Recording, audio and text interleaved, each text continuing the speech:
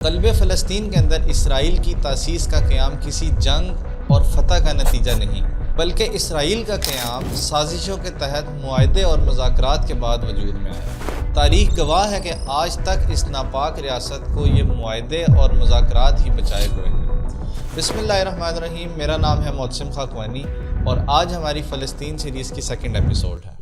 اسرائیل کی ریاست کو وجود بخشنے کے لیے سب سے پہلے 2 نومبر 1917 کو برطانوی سیکرٹری خارجہ آرتھر جیمز بلفور نے اپنی حکومت کی طرف سے ایک اعلامیہ جاری کیا، جسے اعلان بلفور کے نام سے تاریخ میں لکھا اور پڑھا جاتا ہے۔ اس اعلامیہ کی منظوری برطانوی کابینہ کے اجلاس جو کہ 31 اکتوبر 1917 کو ہوا اس میں دی گئی تھی۔ یہ اعلامیہ مذکورہ سیکرٹری خارجہ کی طرف سے برطانوی یہودی کمیونٹی کے سربراہ والٹر وشیلڈ کو ارسال کیا گیا تھا، جس میں برطانوی حکومت کی طرف سے اس بات کا اعلان کیا گیا تھا فلسطینیوں کے قومی وطن کو یہودیوں کی آماج گاہ کے طور پر تسلیم کر لیا گیا ہے۔ یہ اعلامیہ صہیونی تحریک کی کتنی بڑی کامیابی تھا کہ اس کا اندازہ اس بات سے لگایا جا سکتا ہے کہ آج تک پوری دنیا کے یہودیوں اور اسرائیل کے اندر 2 نومبر کی تاریخ کو قومی دن کے طور پر تہوار کی صورت میں منایا جاتا ہے۔ اس اعلامیہ کی اصل دستاویز شاہی لائبریری میں آج بھی محفوظ ہیں۔ اسرائیل کے قیام کے لیے پہلی باقاعدہ تحریک 1919 کی امن کانفرنس کے بعد پیش کی گئی۔ اس امن کانفرنس کا نتیجہ بہت جلد دوسری جنگ عظیم کے طور پر دنیا کو بھگتنا پڑا۔ یہ کانفرنس پہلی جنگ عظیم کے بعد پیرس میں منعقد ہوئی اور اس میں دنیا کے 30 بڑے ممالک دنیا کے نئے نقشے کی ترتیب کے نام پر بندر بانٹ میں مصروف کار رہے۔ اس کانفرنس کے فیصلے کے نتیجے میں فلسطین کے صوبے کو سلطنت عثمانیہ سے کاٹ کر الگ کر دیا گیا تھا۔ اس کانفرنس کے بعد صہیونی تنظیم نے اسرائیل کے خواب کا پہلا مسودہ 3 فروری 1919 کو پیش کیا۔ اس مسودے میں 5 بنیادی نکات تحریر تھے، جن کا خلاصہ اور لب لباب یہ تھا: فلسطینی علاقے کو یہودیوں کی سرزمین کی حیثیت سے اصولی طور پر تسلیم کیا جائے۔ اس کانفرنس میں اس مسودے کو یادداشت کی حیثیت دی گئی یا دوسرے لفظوں میں ایک طرح سے مان لیا گیا۔ یاد رہے کہ اس امن کانفرنس کے نتیجے میں لیگ آف نیشنل کا قیام عمل میں آیا تھا۔ امن کانفرنس کے نتائج تو غیروں سے تعلق رکھتے تھے۔ حقیقت یہ ہے کہ اسرائیل کے قیام میں اپنوں نے بھی کوئی کم کردار ادا نہیں کیا۔ قیام اسرائیل کا پہلا تاسیسی معاہدہ دراصل حجاز کے بادشاہ کے بیٹے شاہ فیصل اور شیم و زمن یہودی کے درمیان ہونے والا معاہدہ تھا، جس پر 3 جنوری 1919 کو ان دونوں نے دستخط کیے۔ شاید اسی کامیابی کے نتیجے میں شیم و زمن یہودی کو بعد میں عالمی صہیونی تنظیم کا صدر بھی بنا لیا گیا تھا۔ یہ معاہدہ عرب یہود تعاون کا معاہدہ تھا، اس وعدے کے ساتھ کہ ایک فریق فلسطین میں یہودی ریاست کی راہ ہموار کرے گا تو دوسرا فریق بقیہ مشرق وسطی کو عرب سرزمین کے طور پر تسلیم کر لے گا۔ اس معاہدے کے دوران شیم و زمن یہودی نے عرب لباس زیب تن کیے رکھا تاکہ دوستی کا ناٹک برقرار رہے۔ اس معاہدے کے فوراً بعد شیم و زمن یہودی پیرس کے لیے روانہ ہو گیا، جہاں اس نے امن کانفرنس میں صہیونی تنظیم کے وفد کی سربراہی کی۔ شاہ فیصل اور شیم و زمن یہودی کے درمیان اس معاہدے کے لیے برطانوی خفیہ ایجنسی ایک عرصے سے متحرک تھی اور اس سے پہلے بھی 1918 میں شاہ فیصل کو شیشے میں اتارنے کے لیے شیم و زمن یہودی کے ساتھ متعدد ملاقاتوں کا انتظام کیا گیا تھا۔ حیرانی کی بات یہ ہے کہ اس معاہدے میں یہ بھی طے کر لیا گیا تھا کہ امن کانفرنس کے بعد ایک کمیشن کے ذریعے عرب ریاست اور یہودی ریاست کی حدود کا تعین بھی کیا جائے گا۔ دوسری جنگ عظیم کے بعد اقوام متحدہ کا ادارہ قائم ہوا اور 29 نومبر 1947 کو جنرل اسمبلی کی قرارداد نمبر 181 کے ذریعے فلسطین کے علاقے کو 2 حصوں میں تقسیم کر دیا گیا۔ 32% یہودی آبادی کو 56% علاقہ دیا گیا اور بقیہ ریگستانی علاقہ فلسطینیوں کی قسمت میں لکھ دیا گیا۔ یہ اقوام متحدہ کا ابتدائی تاریخی کردار ہے کہ یہ ادارے اپنے آغاز سے ہی بڑی طاقتوں کے خنجر کے طور پر امت مسلمہ کی کمر میں پیوست ہوتا رہا ہے۔ اس کے نتیجے میں 1947 کے آخر میں فلسطینیوں نے اپنے ایمان کے تحفظ کی سول جنگ شروع کر دی اور 1948 کے آغاز تک عرب افواج آزادی کے نام سے دیگر عرب علاقوں سے بھی اس جنگ میں شریک ہوتے رہے۔ امن عالم کے ٹھیکیدار برطانیہ کے بوئے ہوئے اس بیچ پر 1948 کے وسط میں باقاعدہ عرب اسرائیل جنگ شروع ہو چکی تھی۔ But it was the rising tension in Palestine that held world attention. Partition had brought a new flare-up in the strife between Arab and Jew. اور دونوں طرف سے بھاری توپ خانے کا استعمال اور بعد میں فضائی حملے بھی شروع ہو گئے۔ بڑی طاقتوں کی مداخلت پر ایک بار پھر مذاکرات کی میز سجی اور 24 فروری 1949 کو مصر نے، 23 مارچ 1949 کو لبنان نے، 3 اپریل 1949 کو اور اردن نے 20 جولائی کو، بالآخر شام نے بھی اس عارضی امن معاہدے پر دستخط کر دیے۔ اس معاہدے کے نتیجے میں فلسطین اور اردن کا 18% مزید علاقہ اسرائیل کو مل گیا، جو اقوام متحدہ کے اعلان کردہ علاقے سے 50% زائد تھا۔ لاکھوں فلسطینی بے گھر ہوئے اور اتنے عرب شہداء کے خون رائے گاں گئے، اور اس معاہدے کے بعد مغربی آقا اور اسرائیلی حکمران عرب قیادت سے بہت خوش ہو گئے۔ 1949 کے عارضی امن معاہدے کے نتیجے میں قائم ہونے والی سرحد خط سبز کہلائی، جو 1967 کی عرب اسرائیل جنگ تک اسرائیل اور پڑوسیوں ممالک کے درمیان ملکی سرحدوں کا کام کرتی رہی۔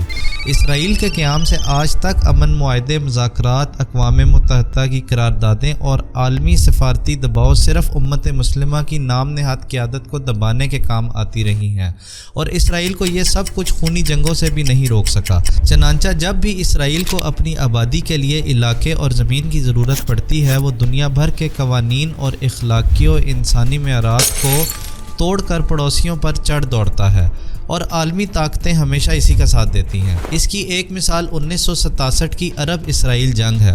6 روز یہ جنگ 5 جون سے 10 جون 1967 کے دوران جاری رہی، جو مصر اور اسرائیل کے درمیان تو براہ راست رہی، اور اردن، جس نے کچھ ہی عرصہ قبل 30 مئی کو مصر سے مشترکہ دفاع کا معاہدہ کیا تھا، وہ بھی 4 اس میں شریک ہو گیا۔ اردن نے دوسری طرف سے مغربی یروشلم پر حملہ کر دیا، جبکہ بقیہ عرب ممالک پہلے تو امن معاہدوں کی لکیروں کو پیٹتے رہے، پھر انہوں نے اخلاقی مدد ضرور کی۔ اس جنگ کے بعد اسرائیل نے مزید عرب علاقوں پر قبضہ کر لیا، اور کم و بیش 10 لاکھ عرب مسلمان نفوس اس علاقے میں اسرائیل کے زیر تسلط آ گئے۔ 1967 کی عرب اسرائیل جنگ کے بعد 70 کی دہائی میں امن مذاکرات کا پھر باقاعدہ آغاز ہوا، اور اسرائیلی تنازع کے حل کے لیے کچھ عرب ریاستیں اس بات پر آمادہ ہوئیں کہ بات چیت کا سلسلہ دوبارہ شروع کیا جانا چاہیے۔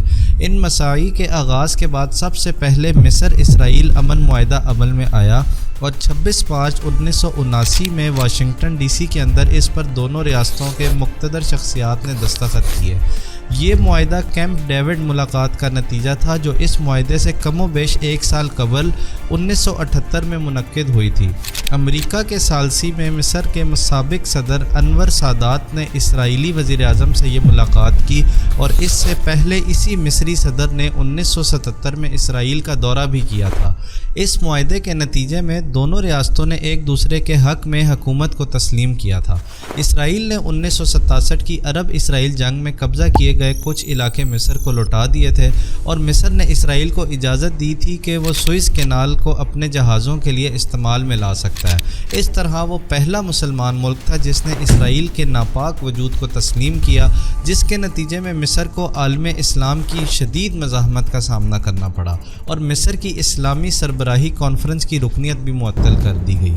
اس معاہدے کے کچھ ہی مدت بعد مصر کے اسلامی جہاد کے نوجوانوں نے اس معاہدے کی پاداش میں صدر حسنی مبارک پر قاتلانہ حملہ کر کے اسے ٹھکانے لگا دیا تھا۔ اس کے بعد 1991 کی خلیج جنگ ہوئی، جس کے بعد ایک اور کوشش کی گئی، اور اس بار اسپین نے میزبانی کی، اور روس بھی اس کے ساتھ شامل کار رہا، اور اس طرح دوسری دنیاؤں کو بھی فکر ہوئی کہ عرب اسرائیل تنازع حل کرایا جائے، کیونکہ خلیج کی جنگ میں ان انسانیت کے ٹھیکیداروں کے معاشی مفادات داؤ پر لگ گئے تھے، اور اب اپنے سود بچانے کی فکر میں 30 اکتوبر 1991 کو اسپین کے دارالحکومت میں امن کانفرنس کا انعقاد کیا گیا تھا، جو 3 دن تک جاری رہی، اور اسرائیلی و فلسطینی نمائندوں کے علاوہ لبنان، اردن اور شام سمیت متعدد عرب ممالک بھی شامل ہوئے۔ اس امن کانفرنس سے کیا نتیجہ نکلنا تھا، اس بات کا اندازہ صرف اسی بات سے لگایا جا سکتا ہے کہ اس امن کانفرنس کی منصوبہ کاری امریکہ کے صدر جارج ڈبلیو بش اور وزیر خارجہ جیمز بیکر نے تیار کی تھی۔